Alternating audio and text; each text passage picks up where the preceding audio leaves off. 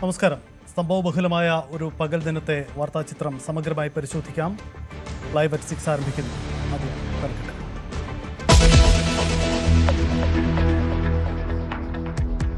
G Sudhakaran ഇനി സ്വതന്ത്രൻ. 60 വർഷത്തെ CPM ബന്ധം ഉപേക്ഷിച്ച് അമ്പലപ്പുഴയിൽ സ്ഥാനാർത്ഥിയാകും. മന്ത്രി സജി ചെറിയാനെയും എളമരം കരീമിനെയും രൂക്ഷമായി വിമർശിച്ച സുധാകരൻ പാർട്ടിയിലെ ചിലർ തന്നെ നിരന്തരം അധിക്ഷേപിച്ചു. പൊളിറ്റിക്കൽ ക്രിമിനലുകൾക്ക് മുന്നിൽ കീഴടങ്ങില്ലെന്നും പ്രഖ്യാപനം.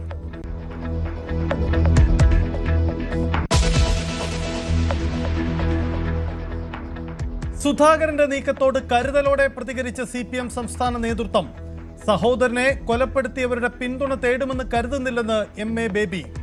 ജി സുധാകരന്റെ മനസ്സ് തെറ്റുതിരുത്തുമെന്ന് AK ബാലൻ. പ്രതികരിക്കാതെ മുഖ്യമന്ത്രിയും MV ഗോവിന്ദനും. പാർട്ടി വിട്ടത് നേരത്തെയുള്ള ധാരണ പ്രകാരമെന്ന് H സലാം. മത്സരിക്കാനുള്ള തീരുമാനം വ്യക്തിപരമെന്ന് സജി ചെറിയാൻ.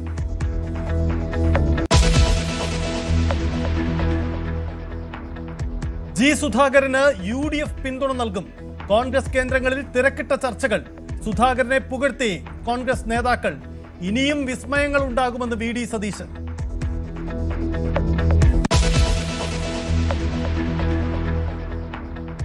സുധാകരനെ പ്രതിരോധിക്കാൻ തന്ത്രങ്ങൾ ഒരുക്കി ആലപ്പുഴ ജില്ലാ നേതൃത്വം.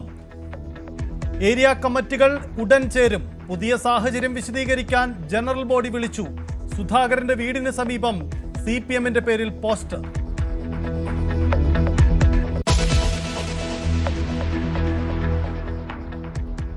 വെള്ളാപ്പള്ളി നടേശന് കനത്ത തിരിച്ചടി. SNDP യൂണിയൻ ജനറൽ സെക്രട്ടറി സ്ഥാനം നഷ്ടമായി. ഓഡിറ്റ് റിപ്പോർട്ട് ഹാജരാക്കുന്നതിനെ തുടർന്ന് ഹൈക്കോടതിയുടെ നടപടി സ്വാഗതം ചെയ്ത് വിമത വിഭാഗം.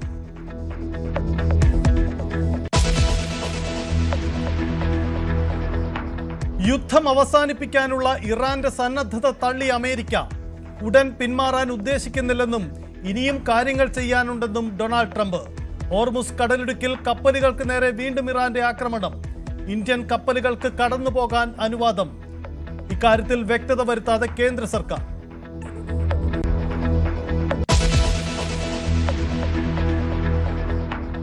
സംസ്ഥാനത്ത് പാചകവാതക ക്ഷാമം അതിരൂക്ഷം. കൂടുതൽ ഹോട്ടലുകൾ പൂട്ടുന്നു. ഹോസ്റ്റലുകൾ അടച്ചിട്ടതോടെ വിദ്യാർത്ഥികളും പ്രതിസന്ധിയിൽ. ശ്മശാനങ്ങളുടെ പ്രവർത്തനവും പ്രതിസന്ധിയിലേക്ക്. ആശങ്കയുമായി റെസിഡൻസ് അസോസിയേഷനുകളും. പ്രതിഷേധവുമായി ഇടതുമുന്നണി.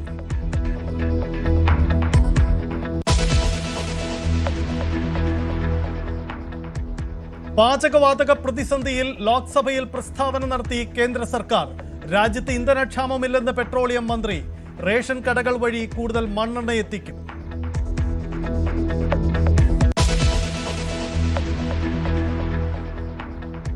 ജമ്മു കാശ്മീർ മുൻ മുഖ്യമന്ത്രി ഫറൂഖ് അബ്ദുള്ളയ്ക്ക് നേരെ വധശ്രമം. വിവാഹ ചടങ്ങിൽ പങ്കെടുത്തു മടങ്ങുന്നതിനിടെ വെടിയുതിർത്തു. അക്രമിയെ പിടികൂടി.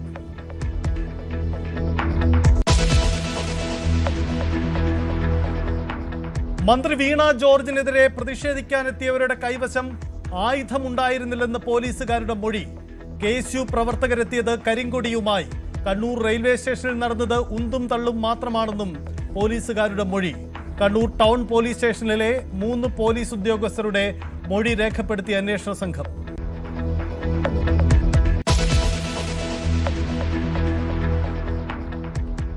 പത്മകുമാറിനെതിരെ നടപടിയെടുക്കുമോ CPM?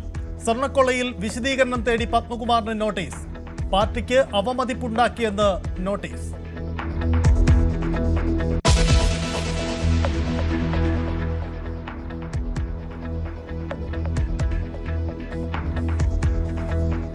സംസ്ഥാനത്ത് കനത്ത ചൂട്. ഇന്ന് രേഖപ്പെടുത്തിയത് 36 മുതൽ 37 ഡിഗ്രി സെൽഷ്യസ് വരെ ചൂട്.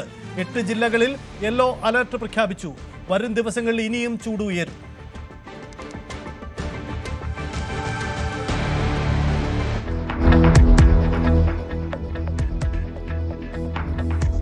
ചെല്ലാനത്ത് ചുഴലിക്കാറ്റിൽ കനത്ത നാശം. 5 വീടുകൾ തകർന്നു. നിരവധി വീടുകൾക്ക് നാശനഷ്ടം. വീട് തകർന്നവരെ സുരക്ഷിത ഭാഗങ്ങളിലേക്ക് മാറ്റി.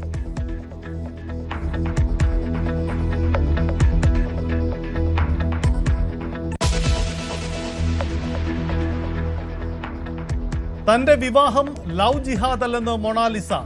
മതം മാറിയിട്ടില്ലെന്നും മാറാൻ ഉദ്ദേശിച്ചിട്ടില്ലെന്നും കുംഭമേളയിലെ വൈറൽ താരം. കേരളം വിട്ടുപോകാൻ ഉദ്ദേശിക്കുന്നില്ല. ജനന സർട്ടിഫിക്കറ്റും ആധാർ കാർഡും കയ്യിലുണ്ടെന്നും ദമ്പതിമാർ.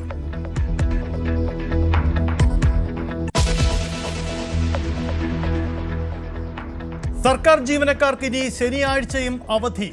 തെരഞ്ഞെടുപ്പ് പ്രഖ്യാപനത്തിന് മുമ്പ് തിരക്കിട്ട് ഫയൽ നീക്കി സർക്കാർ. നാളത്തെ മന്ത്രിസഭാ യോഗത്തിൽ പരിഗണിക്കാൻ സാധ്യത.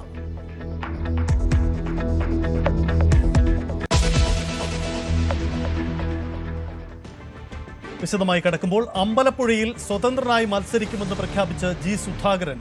ഒരു പാർട്ടിയുമായും മുന്നണിയുമായും ധാരണ ഉണ്ടാക്കിയിട്ടില്ല. പിന്തുണ പ്രഖ്യാപിച്ചാൽ അപ്പോൾ പരിശോധിച്ച് തീരുമാനിക്കും.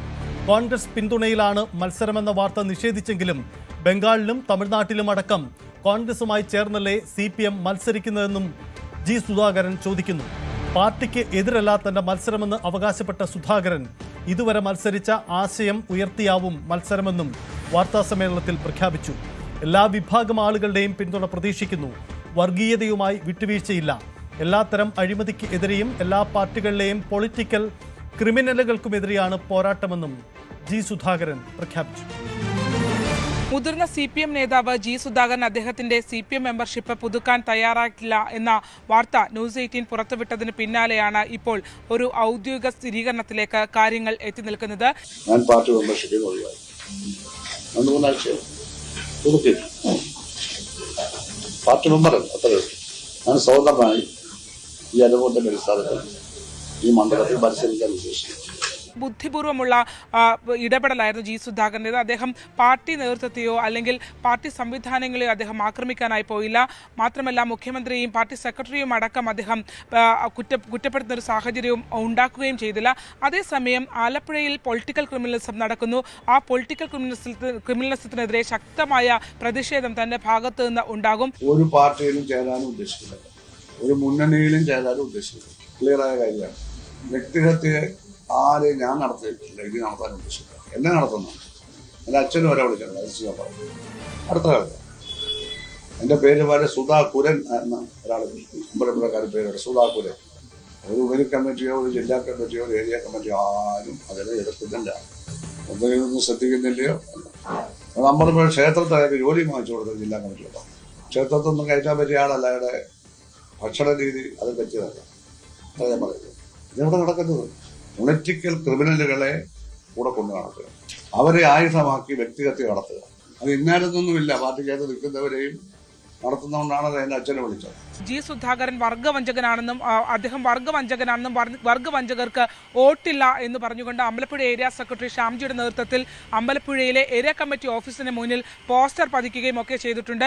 അതുകൊണ്ട് തന്നെ മറ്റൊരു തലത്തിലേക്ക് നീങ്ങുകയാണെങ്കിൽ സൈബർ ഇടങ്ങളിലടക്കം ഒപ്പം തന്നെ പൊതുജനങ്ങളിലേക്ക് അടക്കം പ്രചാരണം നടത്തിക്കൊണ്ട് മറ്റൊരു തരത്തിൽ ജി സുധാകരനെ കൈകാര്യം ചെയ്യുക എന്നുള്ള നിലപാടിലേക്ക് പാർട്ടി എത്തിയിട്ടുണ്ട്. ഇതുപോലെ ഒരാൾ പാർട്ടിയെ ചതിച്ച് ഇങ്ങനെ നിലപാടിലേക്ക് എത്തിയാൽ എങ്ങനെയാണ് പാർട്ടി, കമ്മ്യൂണിസ്റ്റ് പാർട്ടി അതുപോലെ വരുന്ന ആളുകളെ നേരിടേണ്ടതെന്നുള്ള കാര്യം സഖാവ് ജി സുധാകരൻ തന്നെ മുൻകാലങ്ങളിൽ കമ്മ്യൂണിസ്റ്റായി ഇരിക്കുമ്പോൾ ഞങ്ങളെ പഠിപ്പിച്ചിട്ടുണ്ട്.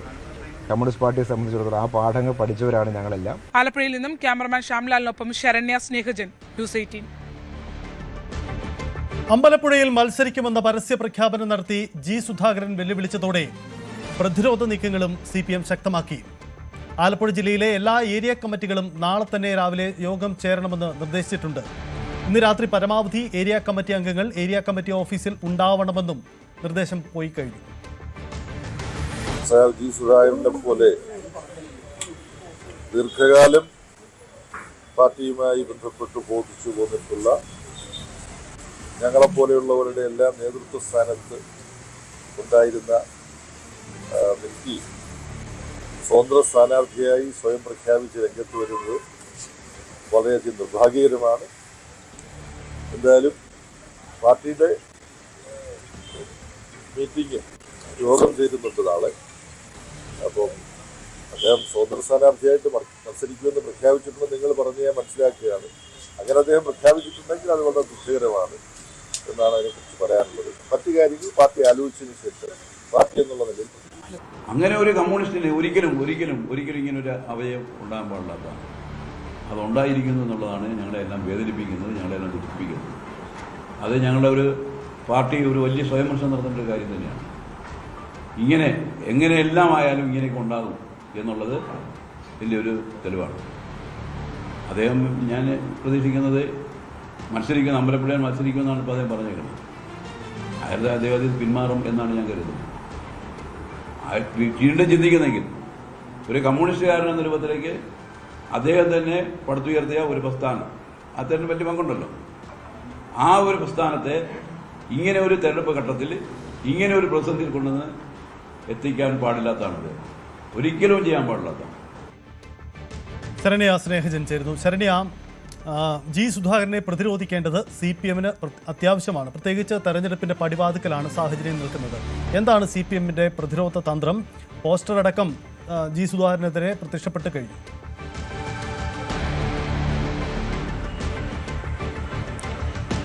സജിത്ത്, അമ്പലപ്പുഴ കേന്ദ്രീകരിച്ച് പ്രതിഷേധം ശക്തമാക്കാനാണ് അവരുടെ തീരുമാനം. അതിന്റെ അടിസ്ഥാനത്തിൽ CPM ജില്ലാ സെക്രട്ടറി ഉൾപ്പെടെയുള്ളവർ ഇത്തരത്തിൽ ഉള്ള ഒരു പ്രതിഷേധത്തെ പരസ്യമായി വിയോജിപ്പ് രേഖപ്പെടുത്തുന്ന ഒരു സാഹചര്യമുണ്ടെങ്കിലും അങ്ങനെയല്ല. അത് അമ്പലപ്പുഴ കേന്ദ്രീകരിച്ച് ഇന്ന് ഉച്ചയോടുകൂടി തന്നെ സുധാകരന്റെ പത്രസമ്മേളനം കഴിഞ്ഞ ഘട്ടത്തിൽ തന്നെ ആ ഒരു പ്രതിരോധത്തിന്റെ നടപടികൾ ആരംഭിച്ചു കഴിഞ്ഞിട്ടുണ്ട്.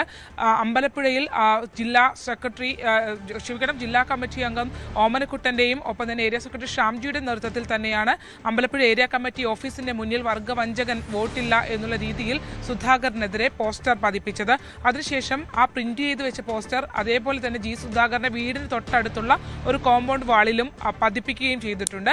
ഫേസ്ബുക്കിൽ നവമാധ്യമങ്ങളിലൂടെ കടുത്ത പ്രതിരോധം സൃഷ്ടിക്കുന്നുണ്ട്. അദ്ദേഹത്തെ അപമാനിച്ചുകൊണ്ടുള്ള നിരവധി പോസ്റ്റുകൾ വന്നു തുടങ്ങിയിട്ടുണ്ട്. വർഗ്ഗവഞ്ചകനാണ് എന്നുള്ള രീതിയിലാണ് അദ്ദേഹത്തിനെതിരെ പോസ്റ്റുകൾ വന്നിട്ടുള്ളത്. അതോടൊപ്പം ഇന്ന് CPM ജനറൽ ബോഡികൾ കൂടുന്നുണ്ട്. വൈകിട്ട് LC യോഗങ്ങൾ കൂടാനുള്ള അറിയിപ്പും ലഭ്യമായിട്ടുണ്ട്.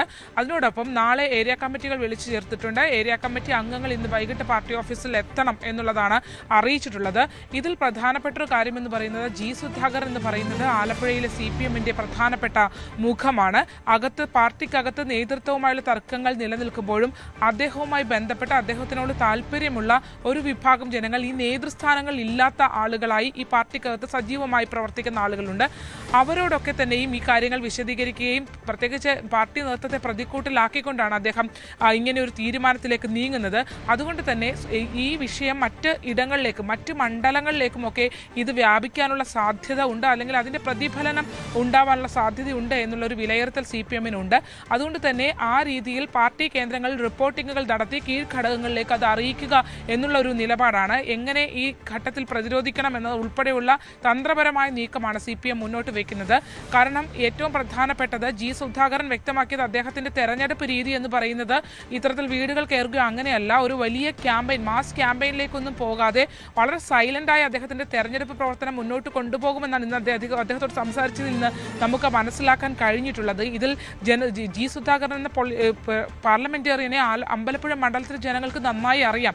ആ അറിവ് തന്നെയാണ് ഈ CPM-ന് വിനയായി വരാനായി പോകുന്നത്. കാരണം അദ്ദേഹം എത്രമാത്രം ചെയ്തിട്ടുണ്ടെന്നും അദ്ദേഹം ഇനി ക്യാമ്പയിനിലേക്ക് പോകുന്നത് തന്നെ വികസന കാര്യങ്ങൾ മുൻനിർത്തി നിരത്തിയായിരിക്കും മുന്നിട്ടിറങ്ങുക. അതിനെ പ്രതിരോധിക്കുക എന്നുള്ളതാണ്. ഒരുപക്ഷെ CPM ഈ രീതിയിൽ അദ്ദേഹത്തെ ആക്ഷേപിക്കുന്ന രീതിയിലേക്ക് വലിയ രീതിയിൽ പോവുകയാണെങ്കിൽ അത് അവർക്ക് അപകടകരമായ സാഹചര്യത്തിലേക്ക് കാര്യങ്ങൾ എത്തുകയും ചെയ്യും എന്നുള്ളതാണ്. കാരണം ഇതിനകത്ത് പൊളിറ്റിക്കലായ വോട്ടുകൾക്ക് അപ്പുറത്തേക്ക് നിഷ്പക്ഷരായ ഒരു വിഭാഗം വോട്ടർമാർ നിലനിൽക്കുന്നുണ്ട്. ഒപ്പം CPM-നകത്തുള്ള ചില ഇന്റേണൽ പ്രശ്നങ്ങൾ നിലനിൽക്കുന്നു. പ്രത്യേകിച്ച് ഇപ്പോൾ ഈ മധ്യ കേരളത്തിൽ കേന്ദ്രീകരിച്ച് ഒരു വിഭാഗം മാത്രമാണ് പാർട്ടി നേതൃത്വത്തിൽ നിൽക്കുന്നത്. താഴത്തേക്കുള്ള അണികൾ കുറേ ആളുകൾ തന്നെ അതൃപ്തി നിലനിൽക്കുന്നുണ്ട്. ഇന്നലെ കഴിഞ്ഞ ദിവസം CS സുജാതയുടെ നേതൃത്വത്തിൽ അമ്പലപ്പുഴയിൽ CPM-ന്റെ യോഗം വിളിച്ചു ചേർത്തിരുന്നു. പാർലമെന്ററി പാർട്ടി യോഗം വിളിച്ചു ചേർത്തു. ആ യോഗത്തിൽ മണ്ഡലം കമ്മിറ്റി വിളിച്ചു ചേർത്തു. ആ മണ്ഡലം കമ്മിറ്റിയിൽ ആളുകൾ പങ്കാളിത്തം കുറവുണ്ടായത് CS സുജാത അടക്കമുള്ള ആളുകൾ മുകളിലേക്ക് റിപ്പോർട്ട് ചെയ്തിട്ടുണ്ട്. കാരണം ഇങ്ങനെ ഒരു ക്രൈസിസിൽ നിൽക്കുന്ന ഘട്ടത്തിൽ പോലും അങ്ങനെ ഒരു പങ്കാളിത്തമില്ലായ്മ ശ്രദ്ധയിൽപ്പെടുകയും ഓരോ അംഗങ്ങളെയും വിളിച്ച് H.S. സ്ഥാനാർത്ഥത്തെക്കുറിച്ചും ഒപ്പം തന്നെ സാഹചര്യത്തെക്കുറിച്ചും CS സുജാതയൊക്കെ വിവരിക്കുകയുണ്ടായി. അപ്പോൾ ഇത് CPM-നെ സംബന്ധിച്ച് നമ്മൾ പ്രത്യക്ഷത്തിൽ ഒന്നും സംഭവിക്കില്ല എന്നൊരു തോന്നൽ ഉണ്ടാകുന്നുണ്ടെങ്കിൽ പോലും അത് ആന്തരികമായ ചില മാറ്റങ്ങൾ ഇതിനകത്ത് ഉണ്ടാക്കാൻ കഴിയുന്ന ഇൻഫ്ലുവൻസ് ചെലുത്താൻ കഴിയുന്ന ഒരാളാണ് ജി സുധാകരൻ. അതുകൊണ്ട് തന്നെ അവർക്കത് ഈ വിഷയത്തെ അത്ര ലളിതമായി കൈകാര്യം ചെയ്യാനുള്ള സാഹചര്യം ഉണ്ടാവില്ല. അതുകൊണ്ട് തന്നെ കടുത്ത പ്രതിരോധത്തിലേക്ക് CPM പോകും. ശരി, അതാണ് സാഹചര്യം. എന്തായാലും വലിയ പ്രതിരോധം ഉയർത്താൻ തന്നെയാണ് CPM-ന്റെ നീക്കം. ജി സുധാകരന്റെ രാഷ്ട്രീയ നീക്കം വിശദീകരിക്കും CP എന്നതാണ് സാഹചര്യം. അമ്പലപ്പുഴയിൽ സ്വതന്ത്രരായി മത്സരിക്കാനുള്ള G. സുധാകരന്റെ പ്രഖ്യാപനത്തോട് അത്യാവശ്യത്തോടെയുള്ള പ്രതികരണം വേണ്ടെന്ന നിലപാടിലാണ് പ്രതിപക്ഷം. സുധാകരന്റെ നീക്കത്തെ സ്വാഗതം ചെയ്യുമ്പോഴും പിന്തുണ നൽകുന്നത് മുന്നണി ആലോചിച്ച് തീരുമാനിക്കും എന്ന തരത്തിലായിരുന്നു നേതാക്കളുടെ പ്രതികരണം. സുധാകരന്റെ തീരുമാനം തിരുത്താനുള്ള സാധ്യത അടഞ്ഞ ശേഷം മാത്രം മതി പിന്തുണ പരസ്യമായി പ്രഖ്യാപിക്കേണ്ടതുള്ളൂ എന്നതാണ് അവരുടെ നീക്കം. അദ്ദേഹത്തിന്റെ ഒരു തീരുമാനമാണ്. ആ തീരുമാനത്തിൽ ഞങ്ങൾ എന്താണ് ചെയ്യേണ്ടതെന്നുള്ളത് ഞങ്ങളുടെ പ്രതികരണം പറഞ്ഞു. ഞങ്ങൾ എന്താണ് ചെയ്യേണ്ടതെന്ന് ഞങ്ങൾ ആലോചിച്ച് തീരുമാനമെടുത്ത് പറയാം. നമുക്ക് ഒറ്റയ്ക്ക് അല്ല, ഞാൻ ഒറ്റയ്ക്ക് എടുക്കേണ്ട തീരുമാനമല്ലല്ലോ. പാർട്ടിയിൽ തീരുമാനം എടുക്കണം, ഞങ്ങൾ മുന്നണിയിലും നമ്മൾ തീരുമാനം എടുക്കണം. ഉത്തമരായ കമ്മ്യൂണിസ്റ്റുകാരും അവരുടെ കൂടെ നിൽക്കില്ല. നല്ല കമ്മ്യൂണിസ്റ്റുകാരുള്ള സംസ്ഥാനമാണ് കേരളം. നല്ല കമ്മ്യൂണിസ്റ്റ് പ്രവർത്തകരുള്ള സ്ഥലമാണ്. പക്ഷെ അവരെല്ലാം പാർട്ടിയുമായി അകലുകയാണ്. ഇടതുപക്ഷ സഹയാത്രികർ പൂർണ്ണമായി തന്നെ CPM-മായി അകന്നു കഴിഞ്ഞു. പാർട്ടിയിലെ നല്ല ആളുകൾ, നല്ല നേതാക്കൾ, നല്ല മെമ്പർമാർ അവരിൽ നിന്ന് പോവുകയാണ്. കാരണം അവരുടെ ഇന്നത്തെ സംസ്കാരം എന്ന് പറയുന്നത് തീവ്ര വലതുപക്ഷ സംസ്കാരമാണ്. കിരൺ ബാബു ചേരുന്നു. കിരൺ, സുധാകരൻ നിലപാട് മാറ്റാനുള്ള സാധ്യത ഇനിയും അവശേഷിക്കുന്നു. ഈ തിരിച്ചറിവിലാണോ കോൺഗ്രസ് ഇങ്ങനെ ഒരു ലൈൻ എടുക്കുന്നത്? സജിത്ത്, ഒന്ന് അത് തന്നെയാണ് പ്രധാനപ്പെട്ട കാരണം.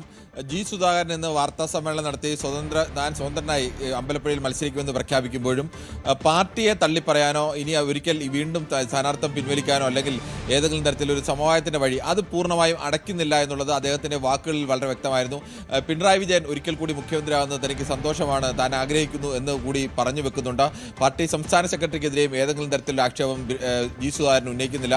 G. സുധാകരൻ പാർട്ടിയെ വെല്ലുവിളിക്കുമ്പോൾ തന്നെ തനിക്ക് ഇനിയും ഒരു അനുനയത്തിന്റെ വഴിയുണ്ട്, അല്ലെങ്കിൽ ഇനിയും അത്തരം ഒരു സാധ്യത ഉണ്ട്, അത് പൂർണ്ണമായും അടയ്ക്കാതെയായിരുന്നു അദ്ദേഹത്തിന്റെ വാർത്താ സമ്മേളനം നടന്നത്. അതിനുശേഷം CPM-ന്റെ ജില്ലാ സെക്രട്ടറി R. നാസർ സംസാരിക്കുമ്പോഴും R. നാസറും ഒരു കടന്നാക്രമണത്തിന് തയ്യാറാവുന്നില്ല. കോൺഗ്രസുകാരെ സംബന്ധിച്ച് ഇപ്പോൾ ചാടിക്കയറി പിന്തുണ പ്രഖ്യാപിച്ചാൽ സ്വാഭാവികമായും നാളെ ഇനി സുധാകരൻ ഈ പ്രശ്നം അവസാനിപ്പിച്ചു കഴിഞ്ഞാൽ കോൺഗ്രസ് നാണം കെടുന്ന ഒരു അവസ്ഥയിലേക്ക് വരും. അതുകൊണ്ട് തൽക്കാലം ആലോചിച്ച് മതി തീരുമാനമെടുക്കുന്നത്. സുധാകരൻ അങ്ങനെ ഒരു വാക്ക് കോൺഗ്രസുകാർക്ക് ഞാൻ നിങ്ങൾക്ക് വേണ്ടി നിങ്ങളുടെ പിന്തുണ സ്വീകരിക്കാമെന്നൊരു വാക്ക് എവിടെയും പറഞ്ഞിട്ടില്ല എന്നത് കൂടിയുണ്ട്. സുധാകരനെ പോലെ ഒരു നേതാവിന് അത്തരം ഒരു ഘട്ടത്തിൽ മറിച്ചു പോകാനുള്ള സാധ്യത കോൺഗ്രസുകാർ തള്ളിക്കളയുന്നില്ല. അതുകൊണ്ട് തന്നെ ഇനി ആലോചിച്ച ശേഷം മാത്രം മതി ഒരു തീരുമാനത്തിലേക്ക് പോകുന്നത്. തൽക്കാലം ഇതിനെ സ്വാഗതം ചെയ്യുക, ഈ ഒരു പൊതു രാഷ്ട്രീയ അന്തരീക്ഷം ഉപയോഗിക്കുക. അതിനപ്പുറത്തേക്ക് സ്വാഗതം ചെയ്യേണ്ട ഒരു ഘട്ടം വന്നു കഴിഞ്ഞാൽ, അല്ലെങ്കിൽ കോൺഗ്രസ് സ്ഥാനാർത്ഥി ഒഴിവാക്കിക്കൊണ്ട് G. സുധാകരന് പിന്തുണ നൽകുന്ന ഒരു തീരുമാനം എടുക്കേണ്ട ഘട്ടം വന്നാൽ അപ്പോൾ എടുക്കാം. ഇതാണ് കോൺഗ്രസ് ഇപ്പോൾ സ്വീകരിച്ചിരിക്കുന്ന നിലപാട്. അതാണ് കോൺഗ്രസിന്റെ ലൈൻ. എന്തായാലും കോൺഗ്രസും കരുതലിലാണ്, പ്രതീക്ഷയിലാണ് ഇപ്പോഴും എന്നതാണ് സാഹചര്യം. മറ്റൊരു വാർത്തയിലേക്ക് വരാം. SNDP യോഗം ജനറൽ സെക്രട്ടറി വെള്ളാപ്പള്ളി നടേശന് കനത്ത തിരിച്ചടി. ജനറൽ സെക്രട്ടറി സ്ഥാനത്തു നിന്നും വെള്ളാപ്പള്ളിയെ ഹൈക്കോടതി നീക്കി.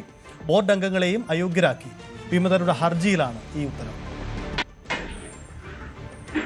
കമ്പനി ആക്ട് പ്രകാരം രജിസ്റ്റർ ചെയ്യപ്പെട്ടിട്ടുള്ള SNDP യോഗം അത് 2006 മുതൽ കണക്കുകൾ ബോധിപ്പിച്ചിട്ടില്ല എന്ന് ചൂണ്ടിക്കാണിച്ചുകൊണ്ടാണ് പ്രൊഫസർ MK സാനു അടക്കമുള്ളവർ കോടതിയിലേക്ക് എത്തിച്ചത്. അന്തരിച്ച MK സാനുവിനൊപ്പം തന്നെ മറ്റ് ചിലരും തന്നെ ഈ കേസിലെ കക്ഷികളാണ്. അവരും തന്നെയും ഈ ആവശ്യം ഉന്നയിച്ച് കോടതിയിലേക്ക് എത്തുകയായിരുന്നു.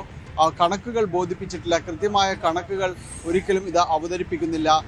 SNDP യോഗം ജനറൽ സെക്രട്ടറിയുടേത് ഏകാധിപത്യമായ ശൈലിയിലാണിത് മുന്നോട്ട് കൊണ്ടുപോകുന്നത്. ആരോടും ഒരു കണക്കും ബോധിപ്പിക്കാത്ത രീതിയിലുള്ള പ്രവർത്തനങ്ങളാണ് നടക്കുന്നത്. വലിയ രീതിയിലുള്ള ക്രമക്കേടുകൾ SNDP-യുമായി ബന്ധപ്പെട്ടുകൊണ്ട് നടക്കുന്നുണ്ട് എന്നതെല്ലാമാണ് ചൂണ്ടിക്കാണിച്ചിരുന്നത്. ഇതിൽ വെള്ളാപ്പള്ളി നടേശനെ ഈ ജനറൽ സെക്രട്ടറി സ്ഥാനത്ത് നിന്ന് നീക്കിക്കൊണ്ട് അവിടെ അഡ്മിനിസ്ട്രേറ്റീവ് ഭരണം കൊണ്ടുവരണമെന്നുമാണ് ഹർജിയിൽ ആവശ്യപ്പെട്ടിരുന്നത്. ഈ ഹർജി പരിഗണിച്ചുകൊണ്ടാണ്, ഹർജിയിലെ വാദം കേട്ടതിനു ശേഷമാണ് ഇപ്പോൾ ഹൈക്കോടതി അതിൻ്റെ ഉത്തരവിലേക്ക് കടക്കുകയും SNDP യോഗം ജനറൽ സെക്രട്ടറി സ്ഥാനത്ത് നിന്ന് വെള്ളാപ്പള്ളി നടേശനെ നീക്കം ചെയ്യുകയായും ഉത്തരവിൽ പറയുന്നു. അതോടൊപ്പം തന്നെ ഡയറക്ടർ ബോർഡിനെയും പൂർണ്ണമായും നീക്കിയിട്ടുണ്ട്. ഇതിൽ SNDP യോഗം വൈസ് പ്രസിഡന്റും വെള്ളാപ്പള്ളി നടേശൻ്റെ മകനുമായ തുഷാർ വെള്ളാപ്പള്ളി, അതോടൊപ്പം തന്നെ പ്രസിഡന്റ് MN സോമൻ, അതോടൊപ്പം ദേവസ്വം ബോർഡ് അംഗമായ അരയക്കണ്ടി സന്തോഷ് എന്നിവരെയും ഇതിൽ നിന്ന് നീക്കം ചെയ്തതായിട്ട് പറയുന്നു. ഹൈക്കോടതിയുടെ നിർദ്ദേശമാണ് ഉത്തരവാണ് ഇതിൽ വന്നിരിക്കുന്നത്. ഇതിൽ പറയുന്നത് ഇനി ഇപ്പോൾ നിലവിൽ ഭരണം തുടരുന്നത് ഇപ്പോഴുള്ള SNDP-യുടെ പ്രവർത്തനങ്ങൾ, അത് യോഗത്തിൻ്റെ പ്രവർത്തനങ്ങൾ മുന്നോട്ട് കൊണ്ടുപോകുന്നതിന് ഒരു ഡയറക്ടർ സ്ഥാനത്തേക്ക് ആളുകളെ സർക്കാരിന് നിയമിക്കാം. അതിനുശേഷം ഈ യോഗത്തിൻ്റെ തുടർ പ്രവർത്തനങ്ങളുമായിട്ട് ഈ ബോർഡിന് മുന്നോട്ട് പോവുകയും ചെയ്യാം. തെരഞ്ഞെടുപ്പ് നടക്കും വരെയാണ് ഇത് ഉള്ളത്.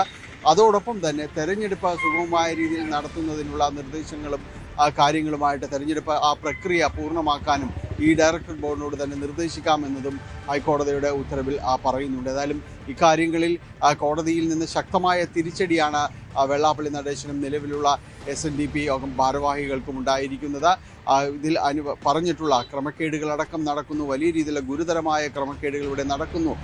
യാതൊരു രീതിയിലുള്ള കണക്കുകളോ കാര്യങ്ങളോ കമ്പനി ആക്ട് പ്രകാരം രജിസ്റ്റർ ചെയ്യപ്പെട്ടിട്ടുള്ളതാണെങ്കിലും അതൊന്നും ബോധിപ്പിക്കുന്നില്ല, യോഗത്തിൽ ബോധിപ്പിക്കുന്നില്ല എന്നതടക്കമുള്ള കാര്യങ്ങൾ, ഗുരുതരമായ സാമ്പത്തിക പ്രശ്നങ്ങളടക്കം ചൂണ്ടിക്കാണിച്ചുകൊണ്ടാണ് ഹൈക്കോടതിയിലേക്ക് ഹർജി എത്തുന്നത്. ഇത് പരിഗണിച്ചുകൊണ്ടും ഈ തെളിവുകൾ അടക്കമുള്ള കാര്യങ്ങൾ പരിശോധിച്ചുകൊണ്ടുമാണ് ഹൈക്കോടതിയിൽ നിന്ന് ഇപ്പോൾ നിർണായക ഉത്തരവ് ഇതുമായി ബന്ധപ്പെട്ടുകൊണ്ട് ഉണ്ടായിരിക്കുന്നത്. വെള്ളാപ്പള്ളിയെ ജനറൽ സെക്രട്ടറി സ്ഥാനത്ത് നിന്നും മാറ്റിയ ഹൈക്കോടതി തീരുമാനം സ്വാഗതം ചെയ്ത വിമത വിഭാഗം ദീർഘകാലമായി നടത്തിയ നിയമയുദ്ധത്തിന്റെ വിജയമാണിതെന്ന് അഡ്വക്കേറ്റ് CK വിദ്യാസാഗർ പ്രതികരിച്ചു. യോഗത്തെയും യോഗത്തിന്റെ സ്വത്തുക്കളെയും കുടുംബ സ്വത്തായി മാറ്റുന്ന നാളുകളിലാണ് ഈ വിധി വന്നിരിക്കുന്നതെന്നും വിദ്യാസാഗർ പറഞ്ഞു. സത്യത്തിന്റെ വിജയമെന്ന് ഗോകുലം ഗോപാലനും SNDP സംരക്ഷണ സമിതി ചെയർമാൻ ചന്ദ്രസേനനും പ്രതികരിച്ചു. ദീർഘകാലമായി ഞങ്ങൾ നടത്തിക്കൊണ്ടിരിക്കുന്ന നിയമയുദ്ധങ്ങൾ അതിൻ്റെ ഒരു കൾമിനേഷനിൽ എത്തിയിരിക്കുകയാണ്. വളരെ നേരത്തെ ഉണ്ടാകേണ്ട ഒരു തീരുമാനമാണിത് വാസ്തവത്തിൽ. പക്ഷേ ഈ കേസ് നടപടികൾ അനന്തമായി നീട്ടിക്കൊണ്ടു പോകാനുള്ള നടേശൻ നിയോഗിക്കുന്ന അഭിഭാഷകരുടെയും ഒരു തന്ത്രങ്ങളും ഒക്കെ ആയിട്ട് ഇങ്ങനെ നീണ്ടു പോയതാണ്. വെള്ളാപ്പള്ളി നടേശൻ്റെയും അദ്ദേഹത്തിൻ്റെ സാമന്തന്മാരുടെയും നീരാളിപ്പിടുത്തത്തിൽ നിന്നും യോഗത്തെ മോചിപ്പിക്കാനുള്ള ഒരു അവസരമായിട്ട് മാത്രമാണ് ഞങ്ങളിതിനെ കാണുന്നത്. SNDP യോഗത്തെയും അതുപോലെ യോഗത്തിൻ്റെ വലിയ സ്വത്തുക്കളെയുമൊക്കെ ഈ കുടുംബ സ്വത്താക്കി മാറ്റപ്പെടുന്ന ഒരവസ്ഥയിലേക്ക് കാര്യങ്ങൾ മാറിക്കൊണ്ടിരിക്കുന്ന നാളുകളിലാണ് ഈ വിധി വന്നിരിക്കുന്നത്.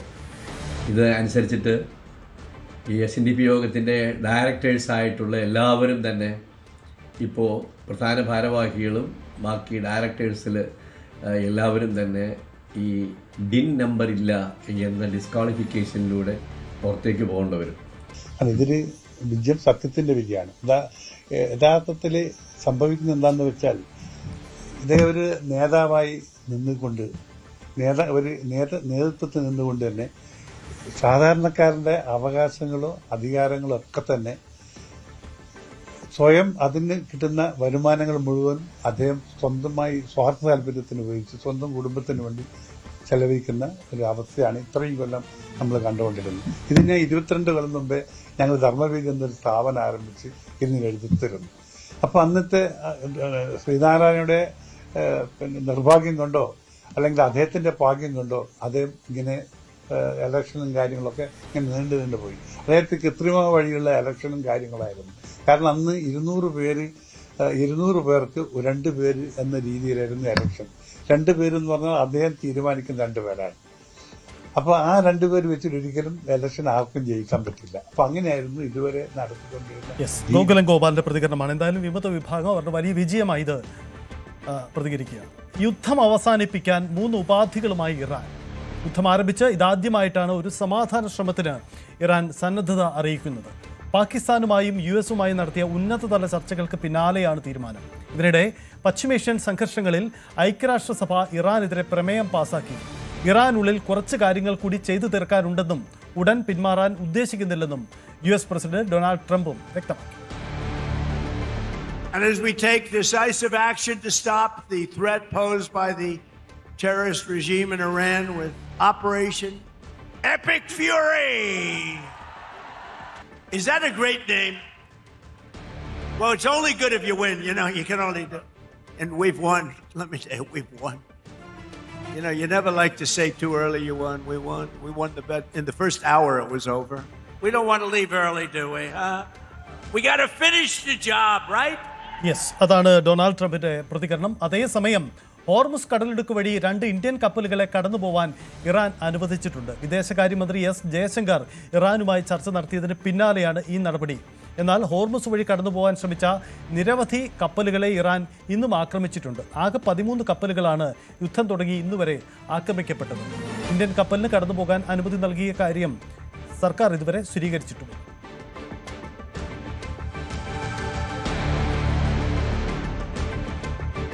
രാജ്യം വൻ ഊർജ്ജ പ്രതിസന്ധിയിലേക്ക് പോകുമെന്ന കടുത്ത ആശങ്ക നിലനിൽക്കുന്നതിനിടെ പശ്ചിമേഷ്യയിൽ നിന്ന് ക്രൂഡ് ഓയിലുമായി മുംബൈ തീരത്ത് കപ്പലെത്തി. യുദ്ധം കൊടുമ്പിരി കൊള്ളുന്നതിനിടെ പശ്ചിമേഷ്യയിൽ നിന്ന് ആദ്യ കപ്പൽ എത്തിയെന്ന പ്രത്യേകതയുമുണ്ട്.